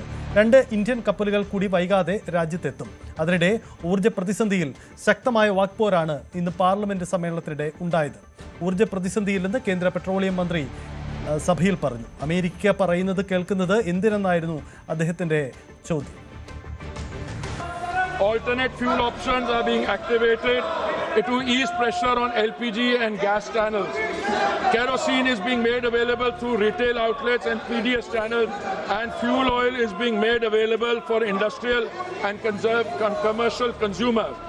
The Ministry of Environment has advised state pollution control boards to permit for the duration of this crisis period the use of biomass, RDF pellets and kerosene coal as alternate fuels for the hospitality and restaurant segment for 1 month. Vinod ചേരുന്നുണ്ട്. വിനോദ്, എന്താണ് കേന്ദ്ര സർക്കാർ ഇക്കാര്യത്തിൽ നൽകുന്ന വിശദീകരണം? ഇത് കേന്ദ്രത്തിൻ്റെ ഒരു പുതിയ തീരുമാനം കൂടി ഇപ്പോൾ വന്നിരിക്കുന്നു. കേരളം ഉൾപ്പെടെയുള്ള സംസ്ഥാനങ്ങൾക്ക് തിരിച്ചടിയാകുന്നൊരു സാഹചര്യമാണ്. ഗ്രാമീണ മേഖലയിൽ LPGക്കുള്ള ബുക്കിംഗ് കാലാവധി 45 ദിവസമാക്കി മാറ്റിയിരിക്കുകയാണ്. ഇത് കേരളം ഉൾപ്പെടെയുള്ള സംസ്ഥാനങ്ങൾ, പ്രത്യേകിച്ച് കേരളത്തിൻ്റെ ഗ്രാമീണ മേഖലകൾ എന്ന് പറയുമ്പോഴും അവിടെയൊക്കെ തന്നെ ഈ നഗര സ്വഭാവത്തിലുള്ള പല മാറ്റങ്ങളും നമ്മുടെ നാട്ടിലുണ്ടായിട്ടുണ്ട്. അതുകൊണ്ട് തന്നെ LPG ഉപയോഗിക്കുന്ന അല്ലെങ്കിൽ ഈ പാചകവാതക സിലിണ്ടറുകൾ ഉപയോഗിക്കുന്ന തരത്തിലുള്ള വീടുകൾ ധാരാളമുണ്ട്. അത്തരം വീട്ടുകാർക്കൊക്കെ വലിയ തിരിച്ചടിയാകുന്ന തരത്തിലുള്ളൊരു തീരുമാനമാണ് ഇപ്പോൾ കേന്ദ്ര സർക്കാരിൻ്റെ ഭാഗത്തു നിന്നുണ്ടായിരിക്കുന്നത്. നഗരങ്ങളിൽ നേരത്തെ 25 ദിവസത്തെ ഇടവേള എന്ന് തീരുമാനിച്ചിരുന്നു. അതിന് പിന്നാലെയാണ് ഇപ്പോൾ ഗ്രാമങ്ങളിൽ 45 ദിവസത്തെ ഇടവേള കൊണ്ടുവരുന്നത്. അങ്ങനെയുള്ള സ്ഥലങ്ങളിൽ ഇപ്പോൾ വിറകൊക്കെ ഉപയോഗിക്കുന്നത് വളരെ കുറവാണ്. അങ്ങനെയെങ്കിൽ വലിയ തോതിൽ ജനജീവിതത്തെ ബാധിക്കുന്ന നിലയിലേക്ക് ഈ തീരുമാനം മാറും എന്ന കാര്യം ഉറപ്പാണ്. അതിനൊപ്പമാണ് ഇപ്പോൾ ഒരു കപ്പൽ ക്രൂഡുമായി ഇന്ത്യൻ തീരത്തെത്തിയെന്ന ഒരു ശുഭകരമായ വാർത്ത. ഷെൻലോങ് സൂയസ് മാക്സ് എന്ന ലൈബീരിയൻ കപ്പലാണ് ഇപ്പോൾ മുംബൈ തീരത്തെത്തിയിട്ടുള്ളത്. സൗദിയിലെ റാസ് തനൂര തുറമുഖത്തിൽ നിന്നാണ് ഈ കപ്പൽ യാത്ര പുറപ്പെട്ടത്. അധികം വൈകാതെ തന്നെ 2 ഇന്ത്യൻ കപ്പലുകൾ കൂടി രാജ്യത്തേക്ക് എത്തുമെന്ന ഒരു പ്രതീക്ഷ ഉണ്ട്. പുഷ്പക്, പരിമൾ എന്നീ 2 കപ്പലുകൾക്ക് യാത്രാനുമതി ഇറാൻ നൽകിയെന്ന വിവരങ്ങൾ വരുന്നുണ്ട്. ഇന്ത്യ ഇതുവരെ അക്കാര്യത്തിലൊരു സ്ഥിരീകരണം നടത്തിയിട്ടില്ല. എങ്കിൽ തന്നെയും ഇന്ത്യൻ കപ്പലുകൾക്ക് യാത്രാനുമതി ലഭിക്കുമെന്ന് തന്നെയാണ് കരുതുന്നത്. അങ്ങനെയെങ്കിൽ 2 കപ്പലുകൾ കൂടി അധികം താമസിയാതെ ഇവിടേക്ക് എത്തും. ഈ ഹോർമുസ് കടലിടുക്ക് വഴി പ്രതിദിനം 13 മില്യൺ ബാരൽ ഇന്ധനത്തിൻ്റെ കൈമാറ്റമാണ് നടന്നുകൊണ്ടിരുന്നത്. അതെല്ലാം തന്നെ നിശ്ചലമാകുന്നൊരു സാഹചര്യമാണ്. മാത്രമല്ല ഇതുവരെ 13 മറ്റ് രാജ്യങ്ങളുടെ കപ്പലുകളെ ഇറാൻ ആക്രമിക്കുന്ന നിലയുണ്ടായി. ഏറ്റവും ഒടുവിൽ അമേരിക്കയുടെ കപ്പൽ US ഉടമസ്ഥതയിലുള്ള എണ്ണക്കപ്പൽ ആക്രമിക്കുന്ന ദൃശ്യങ്ങൾ കൂടി ഇറാൻ പുറത്തുവിട്ടിരിക്കുകയാണ്. കഴിഞ്ഞ ദിവസം രാത്രിയോടുകൂടിയാണ് ഈ ആക്രമണം നടന്നത്. അതിൻ്റെ ദൃശ്യങ്ങൾ കൂടി ഇപ്പോൾ പുറത്തു വരുന്നുണ്ട്. അങ്ങനെ മറ്റ് രാജ്യങ്ങളുടെ കപ്പലുകളെ നിരന്തരം ഇറാൻ ആക്രമിക്കുന്ന ഒരു സാഹചര്യമുണ്ട്. ഇന്ന് പാർലമെന്റിലും വലിയ ചൂടേറിയ ചർച്ചകളാണ് ഊർജ്ജ പ്രതിസന്ധിയുമായി ബന്ധപ്പെട്ട് നടന്നത്. രാജ്യത്ത് ഊർജ്ജ പ്രതിസന്ധി ഇല്ലെന്നാണ് കേന്ദ്ര സർക്കാരിൻ്റെ വാദം. ഇക്കാര്യം കേന്ദ്ര പെട്രോളിയം മന്ത്രി പാർലമെന്റിൽ വ്യക്തമാക്കുകയും ചെയ്തു. അതേസമയം ഈ അമേരിക്കയെ കേട്ടുകൊണ്ട് എന്തിനാണ് ഇന്ത്യ മുന്നോട്ട് പോകുന്നത്? പരമാധികാരം അടിയറ വയ്ക്കുന്ന നടപടിയാണ് ഇപ്പോൾ കേന്ദ്ര സർക്കാരിൻ്റെ ഭാഗത്തു നിന്നുണ്ടാകുന്ന വിമർശനം രാഹുൽ ഗാന്ധി ഉൾപ്പെടെയുള്ളവർ ഉന്നയിക്കുന്ന ഒരു സാഹചര്യം, പ്രതിപക്ഷം ഉന്നയിക്കുന്ന ഒരു സാഹചര്യമുണ്ട്. ഓക്കെ വിനോദ്, ഒരു പ്രധാനപ്പെട്ട കാര്യം, നേരത്തെ ഈ ഗാർഹിക സിലിണ്ടറുകൾക്ക് 27 ദിവസത്തെ ഇടവേളയായിരുന്നല്ലോ പ്രഖ്യാപിച്ചത്. അത് 45 ദിവസമായി മാറ്റിയെങ്കിൽ അതൊരു വലിയ തിരിച്ചടി ഉണ്ടാക്കുന്ന തീരുമാനമായി മാറില്ലേ? തീർച്ചയായും സഹിത്ത് ഇപ്പോൾ ഗ്രാമീണ മേഖലകൾക്ക് എന്നൊരു തീരുമാനമാണ് വന്നിട്ടുള്ളത്. അത് നഗരത്തെ ബാധിക്കുന്ന ഒരു കാര്യമല്ല. ഗ്രാമീണ മേഖലകളിൽ 45 ദിവസത്തെ ഇടവേള എന്നതാണ്. പക്ഷേ കേരളം ഉൾപ്പെടെയുള്ള സംസ്ഥാനങ്ങളുടെ പ്രത്യേകത നമുക്ക് അറിയാവുന്നതാണ്. പൊതുവിൽ മറ്റ് നോർത്ത് ഇന്ത്യയിലൊക്കെ ഉള്ള വില്ലേജുകൾ പോലെയല്ല. ഇവിടെ നഗര സ്വഭാവമുള്ള ധാരാളം പഞ്ചായത്ത് പ്രദേശങ്ങളുണ്ട്. ആ മേഖലകളിലൊക്കെ തന്നെ വലിയ പ്രതിസന്ധി ഉണ്ടാകുന്ന സാഹചര്യമുണ്ടാകും. ആളുകൾ മറ്റ് മാർഗങ്ങളെ, ഈ 45 ദിവസത്തെ ഇടവേള എന്നത് വളരെ വലിയൊരു ഇടവേളയാണ്. ഇപ്പോൾ തന്നെ ഗ്രാമീണ മേഖലകളിലൊക്കെ നിരവധി വീടുകൾ പാചകവാതക സിലിണ്ടറുകളെ മാത്രം ആശ്രയിച്ച് മുന്നോട്ട് പോകുന്ന വീടുകളുണ്ട്. ഇത്തരം കുടുംബങ്ങളെയൊക്കെ പ്രതിസന്ധിയിലാക്കുന്ന തരത്തിലുള്ളൊരു തീരുമാനമാണ് വരുന്നത്. ഇക്കാര്യത്തിൽ ഇനി സംസ്ഥാനത്തിന് പ്രത്യേകിച്ച് എന്തെങ്കിലും ചെയ്യാനുള്ള ഒരു സാഹചര്യമുണ്ടോ, അല്ലെങ്കിൽ അത്തരം കാര്യങ്ങളൊക്കെ തന്നെ പരിശോധിക്കുന്നുണ്ട്. ഏതായിരുന്നാലും കേന്ദ്രം ഇങ്ങനെ ഒരു തീരുമാനം കൊണ്ടുവരുന്നു. പുതിയൊരു അറിയിപ്പായാണ് വരുന്നത്. ഗ്രാമീണ മേഖലകളിൽ 45 ദിവസത്തെ ഇടവേള എന്ന ഒരു തീരുമാനം വരുന്നുണ്ട്. അങ്ങനെയെങ്കിൽ അത് ജനജീവിതത്തെ ബാധിക്കുന്ന നിലയാകും. മറ്റു മാർഗ്ഗങ്ങൾ ഇപ്പോൾ വിറകടുപ്പ് നേരത്തെ സൂചിപ്പിച്ചതാണ്. വിറകടുപ്പൊക്കെ ധാരാളമായി ഉപയോഗിച്ചിരുന്നൊരു സമയമുണ്ടായിരുന്നു. പക്ഷേ അതിൽ നിന്നൊക്കെ വീട്ടുകാർ മാറി വന്ന കാലഘട്ടമാണ്. അതുകൊണ്ട് ഈ മണ്ണെണ്ണ സ്റ്റൗവോ അല്ലെങ്കിൽ മറ്റ് മാർഗ്ഗങ്ങളോ, ഇപ്പോൾ ഇൻഡക്ഷൻ കുക്കറിനൊക്കെ വലിയ തോതിൽ വിപണിയിൽ വില കൂടുന്ന സാഹചര്യമുണ്ട്. വലിയ തോതിൽ ആളുകൾ അങ്ങനെയുള്ള സാധനങ്ങൾ വാങ്ങിക്കൂട്ടുന്നുണ്ട്. ഏതെങ്കിലും തരത്തിൽ ഊർജ്ജ പ്രതിസന്ധി ഉണ്ടായാൽ, പാചകവാതക സിലിണ്ടർ കിട്ടാതായാൽ ഈ ഭക്ഷണം പാകം ചെയ്യുക എന്നത് വളരെ പ്രധാനപ്പെട്ടൊരു കാര്യമാണ്. ഇപ്പോൾ ഹോട്ടലുകളും മറ്റ് ഹോസ്റ്റലുകളും എല്ലാം തന്നെ അടച്ചുപൂട്ടുന്ന നിലയിലാണ്. 25%-ലധികം ഹോട്ടലുകൾ പൂട്ടിക്കഴിഞ്ഞു. ഹോസ്റ്റലുകൾ പലതും പൂട്ടിക്കഴിഞ്ഞു. കുട്ടികളെല്ലാം തന്നെ വീടുകളിലേക്ക് പോയി കഴിഞ്ഞു. ഇപ്പോൾ തന്നെ ഈ വിവാഹവുമായി ബന്ധപ്പെട്ട് നേരത്തെ വന്ന ഓർഡറുകൾ ക്യാൻസൽ ചെയ്യുന്നു എന്ന കാര്യം കാറ്ററിംഗ് കമ്പനി ഉടമകൾ പറയുന്നുണ്ട്. വിവാഹ പാർട്ടികൾ അതുപോലെ തന്നെ ഇഫ്താർ സംഗമവുമായി ബന്ധപ്പെട്ട് നേരത്തെ എടുത്ത ഓർഡറുകളുണ്ട്. അതെല്ലാം തന്നെ ചെയ്തു തീർക്കുന്നതിനുള്ള ബുദ്ധിമുട്ടുണ്ട്. പുതിയ ഓർഡറുകൾ ഇത്തരത്തിലുള്ള കമ്പനികൾ അല്ലെങ്കിൽ ഈ സ്ഥാപനങ്ങൾ എടുക്കുന്നുമില്ല. സജിത്ത്, അതാണ് സാഹചര്യം. എന്തായാലും വളരെ പ്രധാനപ്പെട്ട കാര്യമാണ്. ഇന്ന് പാർലമെന്റിലടക്കം ഈ വിഷയങ്ങൾ ചർച്ചയാവുന്നു. 45 ദിവസത്തെ ഇടവേള ഗ്രാമീണ മേഖലയിൽ സിലിണ്ടറുകൾക്ക് കൊണ്ടുവരുമ്പോൾ അത് ചെറുതല്ലാത്ത പ്രതിസന്ധിയിലേക്ക് കാര്യങ്ങൾ പോകുമെന്നാണ് അവസ്ഥ. അതായത് വാണിജ്യ മേഖലയിൽ നിന്നും ഗാർഹിക മേഖലയിലേക്ക് കൂടി പാചകവാതക ക്ഷാമം വരികയാണ്. സംസ്ഥാനത്ത് പാചകവാതക ക്ഷാമം അതിരൂക്ഷമായി തുടരുകയാണ്. ഗ്യാസ് കിട്ടാതായതോടെ പകരം മാർഗം തേടുകയാണ് ഹോട്ടൽ നടത്തിപ്പുകാർ. വിറകടുപ്പിനെയാണ് പലരും ആശ്രയിക്കുന്നത്. എന്നാൽ വിറകിനാവട്ടെ തീ വിലയാണെന്ന് മാത്രമല്ല, അത് കിട്ടാനുമില്ല. പാചകവാതക ക്ഷാമം സംസ്ഥാനത്ത് രൂക്ഷമാവുകയാണ്. ഓരോ ദിവസവും പാചകവാതകം കിട്ടാനില്ലാത്ത അവസ്ഥയിലേക്ക് വരുന്നു. അതിൽ കൂടുതലും ഈ കൊമേഴ്സ്യൽ വാണിജ്യ ഉപയോഗത്തിനുള്ള പാചകവാതകമാണ് ലഭിക്കാൻ ഏറ്റവും പ്രയാസം. അത് പലയിടത്തും ഇപ്പോൾ വിതരണം നിർത്തിവച്ചിരിക്കുന്നു. പല ഹോട്ടലുകളും പൂട്ടുന്നു. പല തട്ടുകടകളും തുറക്കാൻ കഴിയാത്ത അവസ്ഥയുണ്ട്. ഇപ്പോൾ ഞാനുള്ളത് തലസ്ഥാനത്തൊരു പ്രധാനപ്പെട്ട ഹോട്ടലിലാണ്. ഇവിടെ ബിരിയാണിയാണ് ഇവിടുത്തെ പ്രധാന വിഭവം. ഇപ്പോൾ അടുപ്പ് കൂട്ടി ബിരിയാണി ഉണ്ടാക്കുകയാണ്. ഇത് സാധാരണഗതിയിൽ ഈ വിറകടുപ്പിലുള്ള ആഹാരമെന്ന് പറഞ്ഞ് പലരും ക്യാമ്പയിൻ ചെയ്യുന്നത് പോലെ ഉള്ളതല്ല. ഇത് മറ്റു വഴിയില്ലാതെ കടയുടമ അടുപ്പ് കൂട്ടി പുറത്ത് ബിരിയാണി ഉണ്ടാക്കുകയാണ്. ഹോട്ടലിന്റെ പുറത്ത് അവരുടെ പാർക്കിംഗ് ഏരിയയിൽ വിറകടുപ്പിൽ ബിരിയാണി തയ്യാറാക്കുകയാണ്. അത്രയധികം ക്ഷാമം ഇവിടെ ഈ പാചകവാതകത്തിലുണ്ട്. പാചകവാതക സിലിണ്ടറുകൾ കിട്ടാതെ പോകുന്നു. പഴമയിലേക്ക് മലയാളി തിരിച്ചു പോകുന്നു എന്ന് വേണമെങ്കിൽ ഈ ഒരു സാഹചര്യത്തിൽ പറയാം. വിറകുകൾ നേരത്തെ വിറക് വാങ്ങാനൊക്കെ പോകുന്ന ആളുകൾ നമുക്ക് എപ്പോഴും കാണാമായിരുന്നു. അത്തരത്തിലുള്ള വിറകുകൾ അടുപ്പുകൾ പൂർണ്ണമായും ഇല്ലാതാകുന്ന ഒരു സാഹചര്യം. നാട്ടിൻപുറങ്ങളിൽ ഗ്രാമീണ പ്രദേശങ്ങളിൽ ചിലയിടത്ത് മാത്രം ഈ ഇത്തരം വിറകുകൾ നമുക്ക് കാണാൻ കഴിയുന്നത്. പക്ഷേ ഇപ്പോൾ വീണ്ടും അതിലേക്ക് മലയാളി തിരിച്ചു പോവുകയാണ്. ഈ ഇത്തരം വിറകുകൾ ഉപയോഗിച്ചുകൊണ്ട് ആഹാരം പാകം ചെയ്യുന്ന അവസ്ഥയിലേക്ക് വീണ്ടും എത്തുന്നു.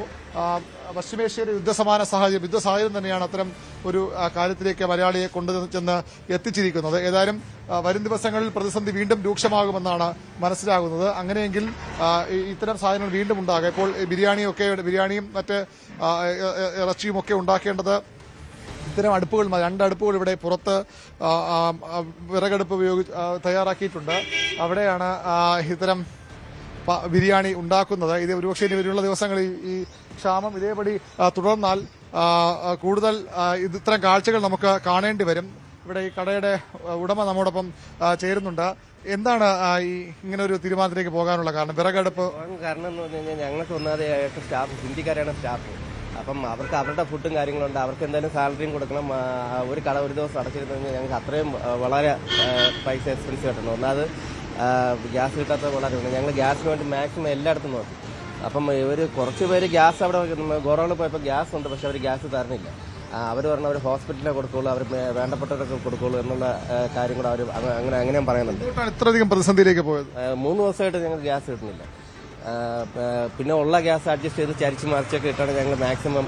എത്ര സിലിണ്ടർ സാധാരണ ഉപയോഗിക്കാറുണ്ട്? ബിരിയാണിയാണ് ഇവിടുത്തെ മെയിൻ വിഭവം. ചെന്നൈ റോയൽ ബിരിയാണി എന്നാണ് കടയുടെ പേര്. ബിരിയാണിയാണ് മെയിനായിട്ട് കൊടുക്കുന്നത്. മാത്രമല്ല പിന്നെ വിറക് എന്ന് പറഞ്ഞാൽ നമുക്ക് സിറ്റിയിൽ കിട്ടാറില്ല. ഞാൻ ചോദിച്ചു വിറക് എവിടുന്ന? വിറക് കാണാൻ തന്നെ ഇല്ല. പണ്ട് നമ്മളൊക്കെ വിറക് വാങ്ങാൻ പോകുമായിരുന്നു. പക്ഷെ ഇപ്പൊ വിറക് എവിടുന്നാണ്? വിറക് വിളിച്ച് ചോദിച്ച് കാട്ടാക്കട എന്നാണ് ഞങ്ങൾ വിറക് ഇറക്കിയത്. കാട്ടാക്കടയിൽ നിന്നും പാപ്പനം കൂടെ നിന്നാണ് വിറക് ഇറക്കേണ്ടി വന്നത്. കാരണം അതൊരു മെനക്കെടാണ്. കാരണം ഒരു പെട്ടിയാട്ടടയിൽ അല്ലാതെ കൊണ്ടുവരാൻ പറ്റില്ല. കാരണം ഗ്യാസിനെ കാട്ടി പേരട്ട് ചില വിറകിനുള്ള രീതിയിലാണ് ഡിമാൻഡ്. വിറക് വില എങ്ങനെ? ഏതടിയാണ് ഇത്? പുളിത്തടിയാണ്. വിറക് ഇപ്പോൾ ഒരിടത്തും കിട്ടാറില്ല. കാരണം എല്ലായിടത്തു നിന്നും വിറകുകൾ വാങ്ങിച്ചുകൊണ്ട് ആൾക്കാർ പോകുന്നുണ്ട്. ഇപ്പം വിറക് ഞങ്ങൾ മെനക്കെട്ട് രണ്ടിടത്തു നിന്ന് പറഞ്ഞ് വേറെ കൊടുക്കില്ലെന്ന് പറഞ്ഞ് അഡ്വാൻസ് കൊടുത്ത് വിളിച്ച് പറഞ്ഞ് കൊടുത്തിട്ട് ഞങ്ങൾ അപ്പം തന്നെ പോയി എടുത്തുകൊണ്ട് വന്നതാണ്. ഗ്യാസിന്റെ വിലയായിട്ട് കമ്പയർ ചെയ്യുമ്പോൾ ഇതിപ്പം വിറകിനിപ്പം 3000 രൂപയായി ഞങ്ങൾക്ക് ഇത്ര ഇറക്കിയത്. എത്ര കിലോ ഇത്ര 3000 രൂപയായി. പിന്നെ അതിനെ ബാർഗൈൻ ചെയ്യാൻ നിന്നില്ല. കാരണം ഞങ്ങളില്ലെങ്കിൽ അടുത്ത ആള് ആ രീതിയിലാണ് നിൽക്കുന്നത്. ഇപ്പം വിറകിനെക്കാട്ടി വില കൂടുതൽ കിട്ടാനില്ലാത്ത രീതിയിലായി ഇപ്പം വിറക്. അപ്പം ഒരുപാട് ഇത്തരം കടകൾ ഇവിടെ ഉണ്ടായിരുന്നു. പക്ഷേ നേരത്തെ ഇവിടെ നമ്മുടെ ജംഗ്ഷൻ മുകളിൽ തന്നെ വിറകട ഉണ്ടായിരുന്നു. അടുത്തടുത്ത വിറകട. ഇപ്പം വിറകട പറഞ്ഞ സിറ്റിയിലില്ല. വട്ടപ്പാറ, പാപ്പനംകോട്, കാട്ടാക്കടയൊക്കെ വിളിച്ചു ചോദിച്ച് ക്യാൻറ്റീൻ കാര്യമായിട്ട് ബന്ധപ്പെട്ടതൊക്കെയാണ് വിറക് ഞങ്ങൾ ഇറക്കിയത്. ഇനിയിപ്പം അടുത്തൊരു വിറക് ഇറക്കണമെങ്കിൽ ഞങ്ങൾ ഇന്നേ പോയി ബുക്ക് ചെയ്തെങ്കിൽ മാത്രമേ വിറക് കിട്ടുള്ളൂ. ആ രീതിയിലായിട്ട് വിറക് താരമാവുകയാണ്. വിറക് ഇപ്പം താരമാണ്. കാരണം എല്ലാ വിറകടകളെല്ലാം വിറക് പോയിക്കൊണ്ടിരിക്കുന്നത്. നാട്ടുകാർക്ക് കൊടുക്കല്ലാതെ ബൾക്കായിട്ട് എല്ലാവരും വാങ്ങിച്ചുകൊണ്ട് പോവുകയാണ് വിറക്. അതിനിപ്പോൾ ഞങ്ങൾ വളരെ ആളുകൾക്ക് സന്തോഷം, കുറച്ചുകൂടെ രുചിയുള്ള ഭക്ഷണം കിട്ടും. വിറകെടുപ്പ് കുറച്ചുകൂടെ. പക്ഷെ ഞങ്ങൾക്ക് അത്രയും സമയം പോകണം. കാരണം ഇപ്പം 11 മണിക്ക് ആവാനുള്ളത് ഇപ്പോൾ ഇത്രയും ടൈമായില്ലേ. അതപ്പോൾ ആ കസ്റ്റമേഴ്സ് വന്ന് നോക്കിയിട്ട് കസ്റ്റമർ പോകാൻ അപ്പം ആ നഷ്ടം കൂടെ പറഞ്ഞുകൊണ്ട് ഗ്യാസ് ഇട്ടത് വളരെ ബുദ്ധിമുട്ടിരിക്കണം. കാരണം ഇതിന് കേന്ദ്ര സർക്കാർ ഒന്നും ചെയ്യുന്നില്ലെന്നാണ് ഇപ്പോൾ ഞങ്ങൾ അറിയുന്നത്. അപ്പോൾ അതിനുവേണ്ടി എന്തെങ്കിലും അവരൊന്ന് ചെയ്തിട്ടുണ്ടെങ്കിൽ ഒരു ബദൽ സംവിധാനം എന്തെങ്കിലും ചെയ്യണം. കാരണം ഇതും ഗ്യാസിന്റെ പ്രശ്നം. ഇപ്പം നാളെ ഗ്യാസ് ഒട്ടും കിട്ടാതെ കഴിഞ്ഞ് എന്ത് ചെയ്യാം, ജനങ്ങൾ മൊത്തം ഓടില്ല. കാരണം എല്ലാ വീടുകളിലും അടുപ്പില്ല. ഇതിപ്പോൾ ഞങ്ങൾ വാടകയൊക്കെ എടുത്തും ചെയ്തൊക്കെയാണ് ഇപ്പോൾ ഈ രീതിയിൽ ഞങ്ങളായിരിക്കണം. അപ്പം ഇത് തന്നെ 2-3 ദിവസം കൊണ്ട് അടുപ്പ് ഇപ്പം വാടക ഇല്ല. അപ്പോൾ ഇനിയിപ്പോൾ ഇതിന്റെ മോഡൽ കാണിച്ച് നാളെ ഇത് ചെയ്യാൻ വേണ്ടിയിരിക്കുകയാണ്. അപ്പം ഇതിപ്പോൾ 2-3 ദിവസം കൊണ്ട് നമുക്കിത് ചെയ്യാൻ പറ്റില്ല. അതിന് മുന്നേ എന്തെങ്കിലും ചെയ്തില്ലെങ്കിൽ ഞങ്ങൾ മൊത്തത്തിൽ പൂട്ടിയിടേണ്ടി വരുന്ന ഒരു ഗതികളിലോട്ട് നിൽക്കുക. ഈ ഹിന്ദി സ്റ്റാഫുകളെ വേറെ അടുത്തോട്ട് മാറ്റി താമസിപ്പിക്കാൻ പറ്റില്ല. അവരെ പിന്നെ അവരുടെ ചെലവ് ഞങ്ങൾ മെനക്കെട്ട് നമ്മൾ നോക്കേണ്ടി വരും. അങ്ങനെ വളരെ ബുദ്ധിമുട്ടിരിക്കുകയാണ്. വല്ലാത്ത ബുദ്ധിമുട്ടാണ്, വല്ലാത്ത സാഹചര്യമാണ്. ഗ്യാസ് കിട്ടാനില്ല. കട പൂട്ടിയിടാൻ കഴിയില്ല. കാരണം കട പൂട്ടിയിട്ടാൽ ഈ സ്റ്റാഫ് അടക്കമുള്ളവർ അവർ തിരിച്ചു പോകും. ഒരു കാര്യം, ഈ ആഹാരം കഴിക്കാനെത്തുന്നവർക്ക് ഒരുപക്ഷെ സന്തോഷമുള്ളതാകും. വിറകടുപ്പിൽ പാകം ചെയ്ത ബിരിയാണിയൊക്കെ കുറച്ച് സ്വാദ് കൂടുന്നതാകും. പക്ഷേ വിറകിന്റെ വില പറയുന്നു ഗ്യാസിനേക്കാൾ വിലയാണ്, തീ വിലയാണ്. കിട്ടാനില്ല, നേരത്തെ ബുക്ക് ചെയ്യണം. ഏതായാലും ഗ്യാസ് കിട്ടാതാകുമ്പോൾ വിറകടുപ്പും വിറകുമൊക്കെ വീണ്ടും താരങ്ങളാവുകയാണ്. അതിനാവശ്യക്കാർ വരികയാണ്. പക്ഷേ ഈ പ്രതിസന്ധി ഓരോ ദിവസവും ഹോട്ടൽ മേഖലയെ കൂടുതൽ ബാധിക്കുകയാണ്. സന്തോഷൊപ്പം V Arun, news 18 Thiruvananthapuram. Yes, അതാണ് സാഹചര്യം. ഈ പാചകവാതക പ്രതിസന്ധി നമ്മുടെ അടുക്കളകളെ മാത്രമല്ല മറ്റു മേഖലകളിലും ഗുരുതരമായ പ്രതിസന്ധിയാണ് ഉണ്ടാക്കുന്നത്. ശ്മശാനങ്ങളുടെ നടത്തിപ്പുകളെ ഇത് ബാധിച്ചിരിക്കുകയാണ്. കോഴിക്കോട് കോർപ്പറേഷന് കീഴിലുള്ള സ്മൃതി പഥത്തിന്റെ പ്രവർത്തനം നാളെ മുതൽ പൂർണ്ണമായും മുടങ്ങും. പ്രതിദിനം 10 മൃതദേഹങ്ങളാണ് ഇവിടെ സംസ്കരിക്കാറുള്ളത്. അവിടെ 15 സിലിണ്ടറുകളാണ് ആവശ്യമായത്. കോഴിക്കോട് കോർപ്പറേഷന്റെ ശ്മശാനത്തിൽ ഈ മൃതദേഹങ്ങൾ ദഹിപ്പിക്കുന്നത് പോലും ബുദ്ധിമുട്ടിലേക്ക് കാര്യങ്ങളെ നീക്കിയിരിക്കുകയാണ്. സ്മൃതിപഥം എന്ന ഈ ശ്മശാനത്തിൽ 3 ചൂളകളുണ്ട്. പക്ഷേ ഗ്യാസിന്റെ ലഭ്യതക്കുറവ് മൂലം ഇപ്പോൾ സംസ്കാരം നടക്കാത്തൊരവസ്ഥയിലേക്ക് നീങ്ങുന്നുണ്ട് അല്ലേ? ഇപ്പൊ എങ്ങനെയാണ് ഇവിടുത്തെ അവസ്ഥ? ഇപ്പം ഗ്യാസ് ഇല്ല, ഗ്യാസ് വരാനില്ലാത്തതുകൊണ്ട് ബോഡി വെക്കുന്നില്ല. ഈ ഒരു ദിവസം 8 ബോഡിയൊക്കെ വരുന്ന സ്ഥലമാണ് അല്ലേ? അത് വലിയ തോതിൽ സിലിണ്ടറുകൾ വേണ്ടി വരും അല്ലേ? ഒരു 10-15 സിലിണ്ടറിലും ഇല്ലാതെ ഒരു ദിവസം പോകില്ലായിരിക്കും. അപ്പൊ ഇപ്പൊ എന്ത് ചെയ്യുന്നു? വേറെ സ്ഥലങ്ങളിലേക്ക് വിടും അല്ലെ? വേറെ മസാല ഉണ്ടല്ലോ, അങ്ങോട്ട് വിടുകയാണ് ചെയ്യുന്നത്. അപ്പം ഈ സിലിണ്ടർ ഇല്ലായ്മ ഇവിടെയും വലുതായിട്ട് ബാധിച്ചിട്ടുണ്ട്. വലിയ ഒരു പ്രതിസന്ധിയിലേക്കാണ്. ഈ വൈദ്യുതിയിൽ പ്രവർത്തിക്കുന്ന ഒരു ശ്മശാനമുണ്ട്, ഒപ്പം വിറകിൽ പ്രവർത്തിക്കുന്നതൊക്കെ ഉണ്ടെങ്കിലും അത് പ്രവർത്തിക്കാത്ത വരുന്ന അല്ലെങ്കിൽ അതിന് സാങ്കേതിക തകരാറുകൾ ഉള്ളതാണ് പ്രതിസന്ധിയുടെ ആക്കം കൂട്ടുന്നത്. അവശേഷിക്കുന്നത് ഈ ഗ്യാസിൽ പ്രവർത്തിക്കുന്ന ഒരു ചൂള മാത്രമായിരുന്നു. അതിന്റെ പ്രവർത്തനമാണ് ഇപ്പോൾ നടക്കാതെ വന്നിരിക്കുന്നത്. അങ്ങനെ ചുരുക്കത്തിൽ എല്ലാ മേഖലയിലേക്കും ഈ പാചകവാതക പ്രതിസന്ധി കടന്നു കയറിയിരിക്കുന്നു. എല്ലാ ജനജീവിതത്തെയും ഒരു ദോഷകരമായി ബാധിക്കുന്ന അവസ്ഥയിലേക്ക് ഈ പ്രതിസന്ധി മാറിയിരിക്കുന്നു എന്നത് തന്നെയാണ് നമുക്ക് ഏറ്റവും ഒടുവിൽ റിപ്പോർട്ട് ചെയ്യാൻ കഴിയുന്നത്. അസാധാരണ പ്രതിസന്ധിയിലൂടെയാണ് സംസ്ഥാനം കടന്നത്. ഇടവേളയാണ് മണിക്കൂർ.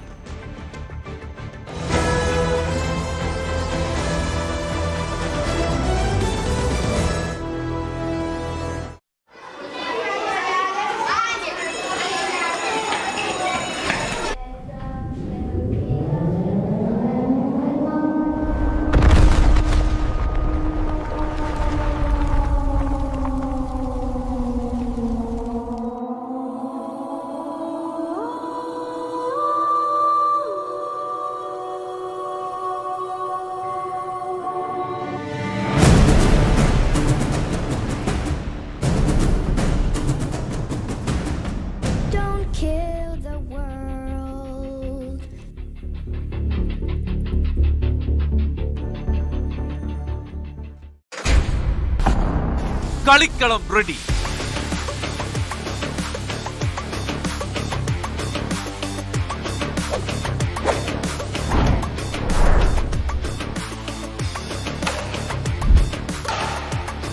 കേരളം എന്ന വലിയ കോട്ടിൽ ഇനി പോരാട്ടം മുറുകുന്നു.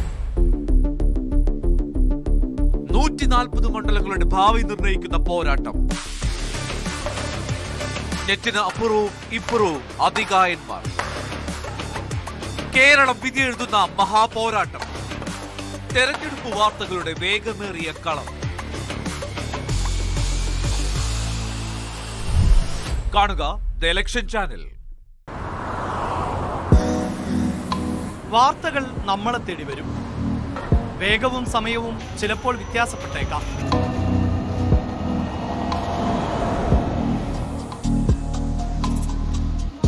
ഫ്ലാഷ് ന്യൂസുകളും ബ്രേക്കിംഗ് ന്യൂസുകളും പുറം കാഴ്ചകളായി ഓടിമറയും.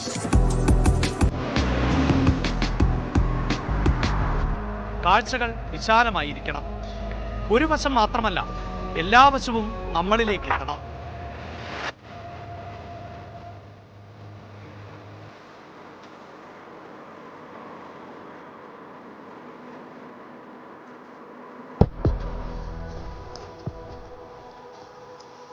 ന്യൂസ് ട്രെൻഡ്സ് വസ്തുതാപരമായ വിശകലനങ്ങളോടെ വാർത്തയുടെ വിശാലമായ കാഴ്ചയിലേക്ക്.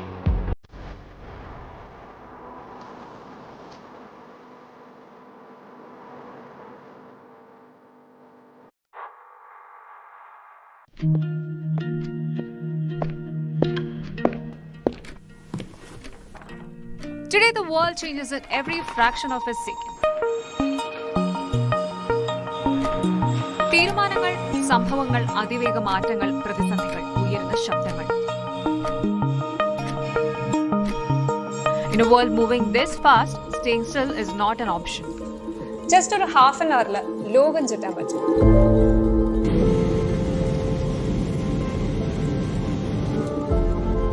Maybe possible in future. ഇതിപ്പോ ഇത്ര സിമ്പിൾ ആയിട്ട് പറയാൻ ഞാൻ ഇലോൺ മസ്ക് ഒന്നല്ലല്ലോ. But I can offer something good. അരമണിക്കൂറിൽ ലോകം നിങ്ങളിലേക്ക് എത്തിക്കാം.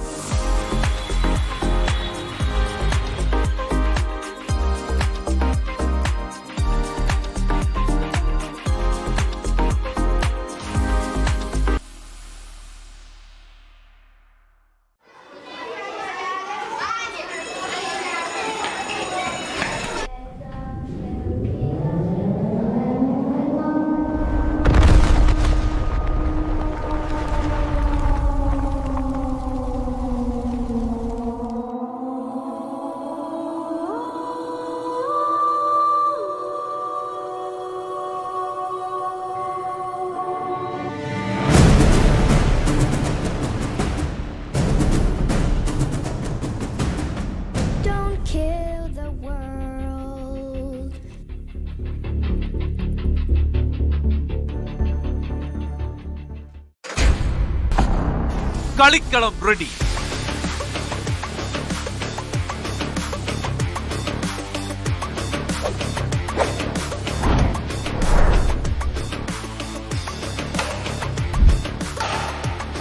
കേരളം എന്ന വലിയ കോട്ടിൽ ഇനി പോരാട്ടം മുറുകുന്നു. 140 മണ്ഡലങ്ങളുടെ ഭാവി നിർണയിക്കുന്ന പോരാട്ടം. നെറ്റിന് അപ്പുറവും ഇപ്പുറവും അതികായന്മാർ. കേരളം വിധി എഴുതുന്ന മഹാപോരാട്ടം. തെരഞ്ഞെടുപ്പ് വാർത്തകളുടെ വേഗമേറിയ കളം. കാണുക ദ ഇലക്ഷൻ ചാനൽ. വാർത്തകൾ നമ്മളെ തേടി വരും. വേഗവും സമയവും ചിലപ്പോൾ വ്യത്യാസപ്പെട്ടേക്കാം.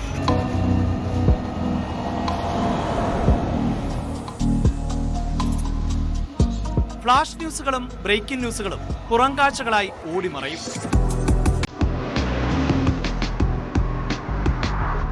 കാഴ്ചകൾ വിശാലമായിരിക്കണം. ഒരു വശം മാത്രമല്ല, എല്ലാ വശവും നമ്മളിലേക്ക് എത്തണം.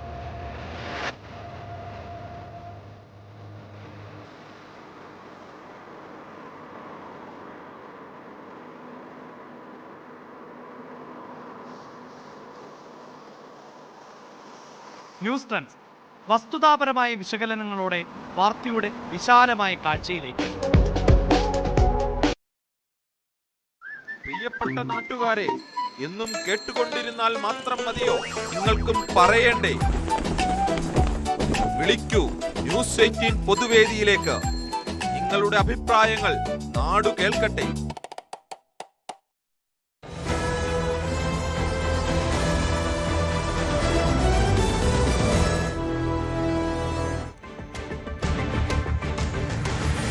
വാമനപുരം കണിച്ചോട് ഒരു വയസ്സുള്ള പെൺകുട്ടിയെ വീട്ടിൽ ദുരൂഹ സാഹചര്യത്തിൽ മരിച്ച നിലയിൽ കണ്ടെത്തി. കണിച്ചോട് സ്വദേശി സുഭാഷ് അശ്വതി ദമ്പതികളുടെ മകൾ പവിത്രയാണ് മരിച്ചത്.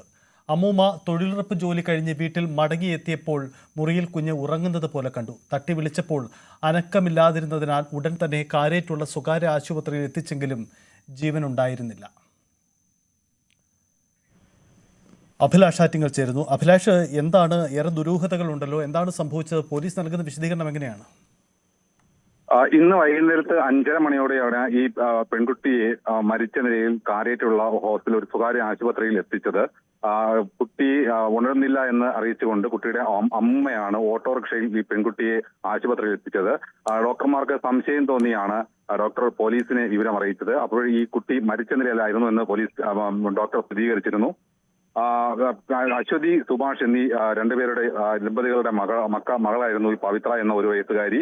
അമ്മ അശ്വതി മാത്രമാണ് ഇന്ന് വീട്ടിൽ ഉണ്ടായിരുന്നത്. സുഭാഷ് ജോലി കാര്യത്തിന് വേണ്ടി മീനച്ചൽ എന്ന സ്ഥലത്തായിരുന്നു.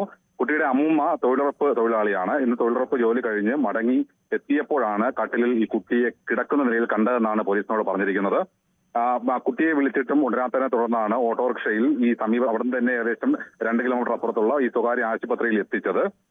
എന്തായാലും പോലീസ് ഇക്കാര്യത്തിൽ വിശദമായ ഒരു അന്വേഷണം ഇപ്പോൾ ആരംഭിച്ചിട്ടുണ്ട്. കുട്ടിയുടെ അമ്മയെ ചോദ്യം ചെയ്യുന്ന ഉൾപ്പെടെയുള്ള കാര്യങ്ങളിലേക്ക് പോലീസ് കടക്കുന്നുണ്ട്. ഈ മരണത്തിൽ അസ്വാഭാവികത ഉണ്ടെന്നും സംശയം ഉന്നയിച്ചതായി പോലീസ് പറയുന്നുണ്ട്.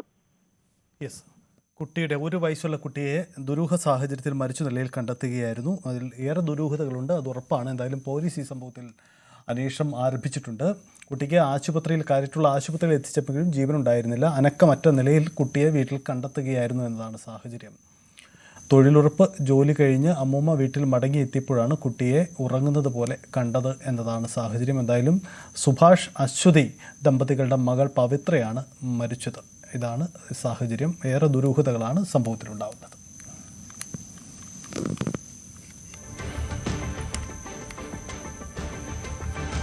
ശബരിമല സ്വർണ്ണക്കൊള്ള കേസിൽ തിരുവിതാംകൂർ ദേവസ്വം ബോർഡ് മുൻ പ്രസിഡന്റും CPM നേതാവുമായ A. പത്മകുമാറിനോട് വിശദീകരണം തേടി CPM തപാൽ വഴിയാണ് ജില്ലാ നേതൃത്വം നോട്ടീസ് അയച്ചത്. പാർട്ടിക്ക് അവമതിപ്പുണ്ടാക്കിയതിൽ വിശദീകരണം തേടിയാണ് നോട്ടീസ്. വിശദീകരണം തേടിയ ശേഷം നടപടിയെടുത്തേക്കുമെന്നാണ് സൂചന.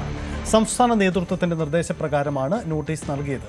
കഴിഞ്ഞ ദിവസം പത്തനംതിട്ട ജില്ലാ കമ്മിറ്റിയുടെ വാട്സപ്പ് ഗ്രൂപ്പുകളിൽ നിന്ന് പത്മകുമാറിനെ പുറത്താക്കിയിരുന്നു. സ്വർണ്ണക്കൊള്ളക്കേസിൽ ജാമ്യം ലഭിച്ച പത്മകുമാർ കഴിഞ്ഞയാഴ്ചയാണ് ജയിൽ മോചിതനായത്.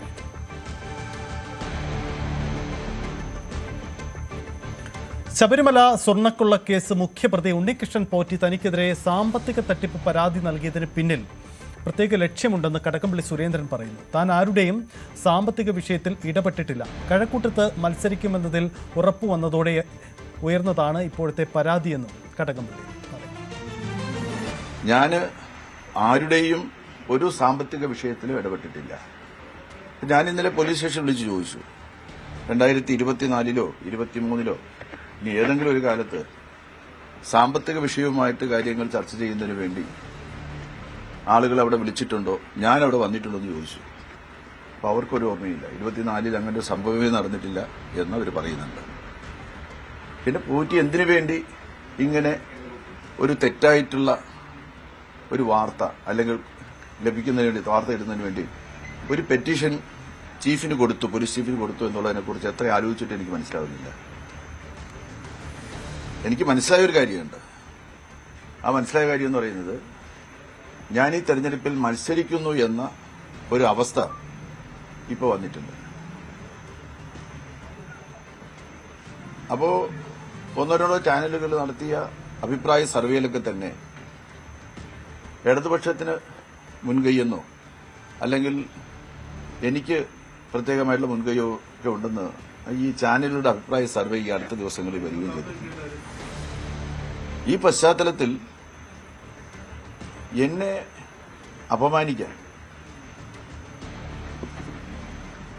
നമ്മുടെ സ്നേഹിതന്മാരിൽ ആരെങ്കിലും ഒരാൾ നടത്തിയ ഒരു നീചമായ ഗൂഢാലോചനയായിട്ട് മാത്രമേ പോറ്റിയുടെ ഈ പരാതിയെ എനിക്ക് കാണാൻ വേണ്ടി സാധിക്കുന്നുള്ളൂ.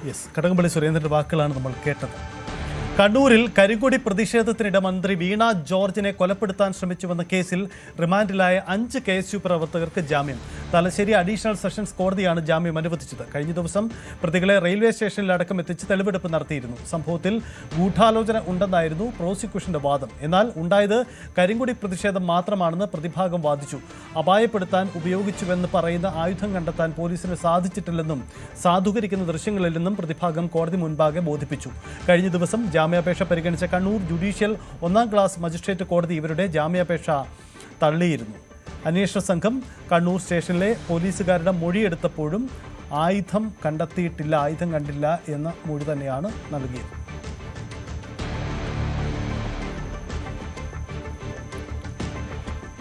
തിരുവനന്തപുരത്തിന്റെ കിഴക്കൻ മലയോര ഗ്രാമമായ കാട്ടാക്കടയിൽ നിറയെ വികസനത്തിന്റെ വഴികളാണ് കിഫ്ബി ഒരുക്കിയത്. വികസനത്തിൽ പിന്നോക്കാവസ്ഥയിലായിരുന്ന ഈ പ്രദേശത്തിന്റെ മുഖച്ഛായയാണ് കോടിക്കണക്കിന് രൂപ ചെലവഴിച്ചുള്ള പദ്ധതികൾ മൂലം മാറിയിരിക്കുന്നത്. 236.50 കോടി രൂപയുടെ വികസന പ്രവർത്തനങ്ങളാണ് കാട്ടാക്കട മണ്ഡലത്തിൽ കിഫ്ബി മുഖേന നടപ്പാക്കിയത്. മഴ പെയ്താൽ കെടുതികൾ രൂക്ഷമായ ഭൂതകാലമുണ്ടായിരുന്ന മണ്ഡലത്തിലെ ഏറ്റവും വലിയ പ്രതിസന്ധി ഗതാഗത പ്രശ്നമായിരുന്നു. ആവശ്യത്തിന് റോഡില്ലായ്മയും ഉള്ള റോഡുകൾ ഗതാഗത യോഗ്യമല്ലാത്തതും മൂലം ഏറെ ബുദ്ധിമുട്ട് അനുഭവിച്ചിരുന്നവർക്ക് IB സതീഷ് MLAയുടെ നേതൃത്വത്തിൽ നടപ്പാക്കിയ പദ്ധതികൾ വലിയ ശാപമോക്ഷമാണ് നൽകിയത്. 1704.80 കോടി രൂപയാണ് റോഡ് വികസനത്തിന് മാത്രം മണ്ഡലത്തിൽ ചെലവാക്കിയത്. വികസനത്തെക്കുറിച്ച് ചിന്തിക്കേണ്ട എന്ന് കരുതിയെടുത്തു നിന്നാണ് കിഫ്ബി ഒരു ഊർജ്ജ സ്രോതസ്സായി മാറിയത്.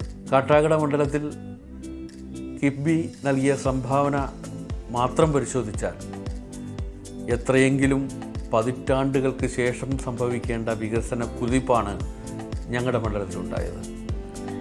234.77 കോടി രൂപയാണ് കഴിഞ്ഞ 10 വർഷത്തിനിടയിൽ കാട്ടാക്കടയിൽ കിഫ്ബി വഴി സാധ്യമായ വികസന പ്രവർത്തനങ്ങൾക്ക് ചെലവഴിച്ചത്. കാട്ടാക്കട മണ്ഡലത്തിൻ്റെ അതിർത്തിയായ പ്രാവച്ചമ്പലം മുതൽ അടുത്ത അതിർത്തിയായ കോടിനട വരെയുള്ള ദൂരം അത് 112 കോടി രൂപയാണ്. മറ്റു റോഡുകൾക്കായി 64.13 കോടി രൂപ. മണ്ഡലത്തിന്റെ പല ഭാഗങ്ങളും തിരുവനന്തപുരം നഗരത്തോട് ചേർന്ന് കിടക്കുന്നതാണ് എന്നാണ് വൈപ്പെങ്കിലും നഗരത്തിന്റെ വികസനം പലപ്പോഴും ഗ്രാമങ്ങളിലേക്ക് എത്താറില്ലായിരുന്നു. അതിനാണ് കഴിഞ്ഞ 10 വർഷത്തിനുള്ളിൽ മാറ്റം വന്നത്. കരമന കളിയിക്കാവിള റോഡ് വികസനത്തിന്റെ ഭാഗമായുള്ള പ്രാവച്ചമ്പലം കൊടിനട റോഡ് നവീകരണത്തിന് മാത്രമായി 112 കോടി രൂപ നീക്കിവച്ചിട്ടുണ്ട്. കിള്ളി, മണലി, മേച്ചിറ, പനയംകോട്, മലപ്പനംകോട് EMS അക്കാദമി റോഡുകൾക്ക് 16.24 കോടിയും മാറ്റിവെച്ചു. പൊട്ടൻകാവ്, നെല്ലിക്കാട്, ചിനിവിള, ഈനാമ്പാറ, തൂങ്ങാമ്പാറ, തെരഴിക്കുഴി, മുണ്ടുകോണം റോഡിന് 18.74 കോടിയും Chovvalloor Mailadi road, Nedumkuzhi, Pathumpura Mailadi road, CIT college റോഡിനായി 27.9 കോടി രൂപ എന്നിവയാണ് മറ്റു റോഡുകൾ. മലയൻകീഴ് താലൂക്ക് ആശുപത്രിയുടെ ബഹുനില മന്ദിരം പണിയാൻ 23.31 കോടി രൂപയാണ് ചെലവഴിച്ചത്.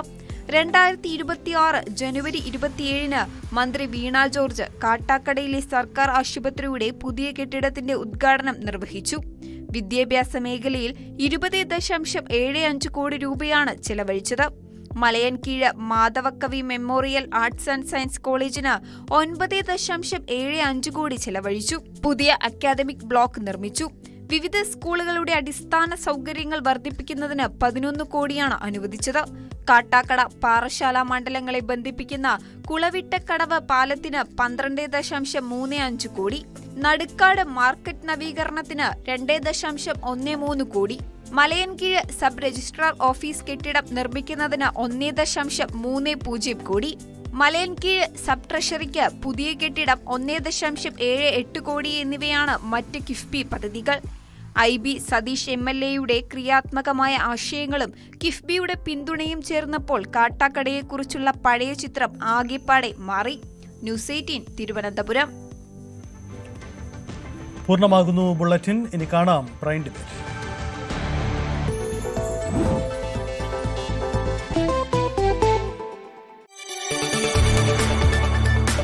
കൂടുതൽ വാർത്തകൾക്ക് news 18 Keralam YouTube channel subscribe ചെയ്യുക.